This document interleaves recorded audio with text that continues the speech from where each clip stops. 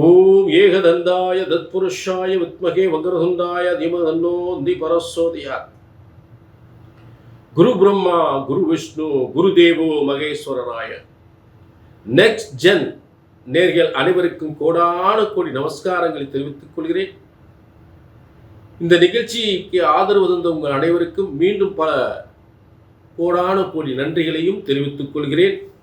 தொடர்ந்து ஆதரவு தாருங்கள். தொடர்ந்து எல்லாருக்கும் சப்ஸ்கிரைப் பண்ணுங்க, ஷேர் பண்ணுங்க. நிகழ்ச்சிக்கு ஆதரவு கொடுத்தவங்க உங்கள் அனைவருக்கும் மீண்டும் நன்றி தெரிவித்துக் கொண்டு, இப்போ பங்குனி மாத பலன்கள், அதாவது தமிழ் மாதம் சித்திரை முதல் பங்குனி வரை. அப்ப இந்த தமிழ் வருடத்தின் இறுதி மாதம் பங்குனி மாதம், தமிழ் வருடத்தின் இறுதி மாதம், விசுவாச ஆண்டின் இறுதி மாதம் முடிவடை போகின்றது.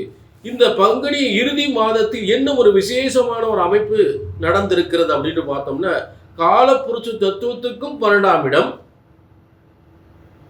தமிழ் வருடத்திற்கும் இறுதி மாதம் 12ஆம் மாதம் ஆக இரண்டும் இணைந்து அங்கே சனி பெயர்ச்சி ஆயிருக்கின்றது மீனராசியில்.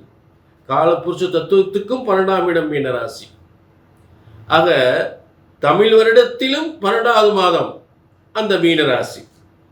இந்த இரண்டு விதமான அமைப்புகளில் அங்கே அந்த மீனராசியில் இந்த பங்குனி மாதத்தில் சனி பகவான் அங்கே பெயர்ச்சி அடைந்திருப்பதுதான் அதற்குரிய சிறந்த பலன்கள். சித்தர்கள் முனிவர்கள் சொன்ன முறைப்படி இங்கே உங்களுக்கு பலன்கள் வழங்கப்படுகின்றன. பிரம்மனால் உங்கள் தலையெழுத்து எழுதப்பட்டிருக்கின்றது என்பதை மட்டும் மறந்து விடாதீர்கள். பிரம்மனால் உங்கள் ஒவ்வொருவரின் தலையெழுத்து கர்ம வினைப்படி உங்கள் யோகங்கள், உங்கள் பிறப்பின் யோகங்கள் பிரம்மனால் எழுதப்பட்டிருக்கிறது என்பதை மறந்து விடாதீர்கள். ஆக ஜோதிட சாஸ்திரம் பிரம்மனால் படைக்கப்பட்டது. ஒரு ஜோதிடத்தின் பலன் அல்லது நான் சொல்லக்கூடிய பலன் சரியா நடக்கல அப்படின்னு ஒன்றும் உங்க ஜாதகம் தப்பா இருக்கணும், இல்லாட்டி ஜோசியம் நான் தப்பா இருக்கணும். அந்த தவறு இங்க ஒருபோது வரக்கூடாது. புரிஞ்சுட்டீங்களா? ஒருபோது வரக்கூடாது. கல்யாணமா சொன்ன மாசம், வேலையா சொன்ன மாசம், புத்திர பாக்கியமா சொன்ன மாசம், சொத்து சுகமா சொன்ன மாசம் நடக்கணும், நடந்தே ஆகணும். இது பிரம்மசாஸ்திரம். பிரம்மனால் படைக்கப்பட்ட ஜோதிட சாஸ்திரம் ஒருபோதும் தப்புவதில்லை, தவறுவதில்லை.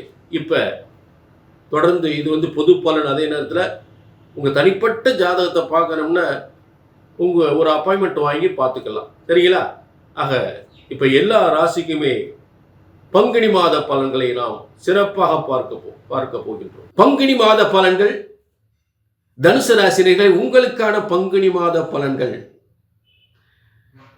இந்த பங்குனி மாதம் என்பது தமிழ் மாதத்தின் இறுதி மாதம். உங்களுக்கு ஏற்பட்ட பிரச்சனைகளுக்கெல்லாம் ஒரு விடிவு, இறுதி விடிவு. ஏன்னா 4ஆம் இடம் தனுசுக்கு 4ஆம் இடம், 7ஆம் இடத்துல குரு உங்க ராசிக்கு எதுவும் 7ஆம் இடத்தை உங்களை பார்த்துக்கிட்டே இருக்கிறார். எப்படியாவது எவ்வளவு பெரிய பிரச்சனையாலும் தீர்ந்துடும், எப்படியாவது காசு பணம் வந்துடும். ஏன்னா இடமாற்றம் என்பது உண்டு. கண்டிப்பா இருக்கிற இடத்த மாற்றி ஆகணும்.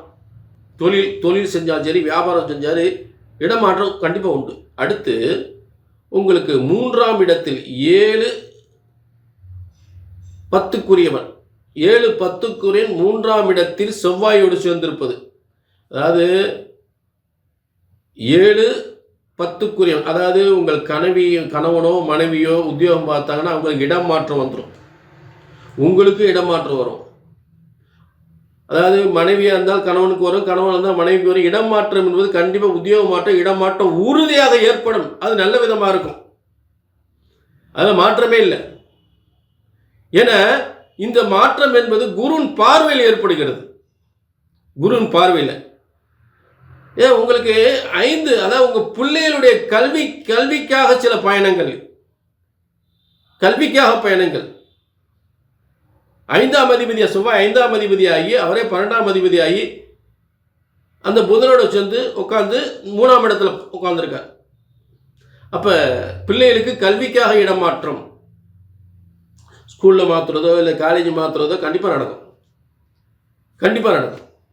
சரி, அடுத்து உங்களுக்கு 4ஆம் இடத்துல சூரியன் சுக்கிரன், தனுசுக்கு 4ஆம் இடம் சூரியன் சுக்கிரன் சனி 3 கிரகங்களுக்கு வந்துடும். அப்போ சூரியன் உங்களுக்கு பாக்கியாதிபதி. இந்த பாக்கியாதிபதி போய் 4ஆம் இடத்துல கேந்திர வலிமை. ஒரு பாக்கியாதிபதி போய் கேந்திரத்தில் வலிமை அடையும் பொழுது ஒரு திரியோனாதிபதி கேந்திரத்தில் வலிமை அடையக்கூடியது. மேலும் உங்களுக்கு 11ஆம் அதிபதியே போய் 4ஆம் இடத்துல வந்து உச்சம் பெறுவது. 11ஆம் அதிபதி அதாவது எதிரிகளை வெல்லக்கூடிய திறமை, எதிரிகளும் நண்பர்களாக மாறக்கூடியது. எதிரிகள் மூலம் ஏற்பட்ட நண்பர்கள் மூலம் ஏற்பட்ட சொத்து பிரச்சனை தீர்வது, வாகன பிரச்சனைகள் தீர்வது, சகோதரால் ஏற்பட்ட சொத்து பிரச்சனைகள், வாகன பிரச்சனைகள், இதெல்லாம் வந்து வியாபாரத்தில் பிரச்சனை ஏற்பட்டாலும் சரி, சொத்தில் ஏற்பட்ட பிரச்சனைகள் இருந்தாலும் சரி, எல்லாம் நல்லபடியாக தீரக்கூடிய நிலை ஏற்படுகிறது. புரிஞ்சுட்டீங்களா? ஆக தந்தை வழி சொத்துக்கள் கிடைக்கிறதுக்கு வாய்ப்பு இருக்கு. தந்தை வழி சொத்துக்கள், சகோதரர்களால் ஏற்பட்ட பிரச்சனை தீர்ந்து நன்மைகள் பெறப்படும் சொத்துக்களை பெறுவதற்கு வாய்ப்புகள் உண்டு. நல்ல வேலை வாய்ப்பு, வருமான முன்னேற்றம் பெறுவதற்கு நல்ல வாய்ப்பு. உங்களுக்கு தனுசுக்கு 2ஆம் அதிபதி சனி பகவான் 4ஆம் இடத்தில் இருந்து குரு வீட்டில் இருக்கும் பொழுது கண்டிப்பாக வந்து ஒரு வருமானத்தின் முன்னேற்றத்திற்கு நிச்சயமாக ஒரு மாற்றம் ஏற்படும். இது அர்த்தமா சனி என்று, அதாவது 4ஆம் இடம் அர்த்தமா சனி. இது ஒரு அர்த்தமா சனியாக இருந்தாலுமே குருவின் வீட்டில் இருப்பதால் நிச்சயமாக பாதிப்புகள் அதிகமாக ஏற்பட போவதில்லை. என்ன இடமாற்றம் கொடுக்கும், தொழில் மாற்றம், இடமாற்றம் உறுதியாக ஏற்படும். அதில் எந்தவித மாற்றமும் இல்லை. கொஞ்சம் இந்த அர்த்தமாஷ்டம சனி என்பது எந்தவித பாதிப்பும் நிச்சயமாக ஏற்படுத்தாது. சூப்பராக இருக்கும், பிரமாதமாக இருக்கும், ஒன்றும் பிரச்சனை இல்லை, கவலைப்பட வேண்டிய அவசியம் இல்லை.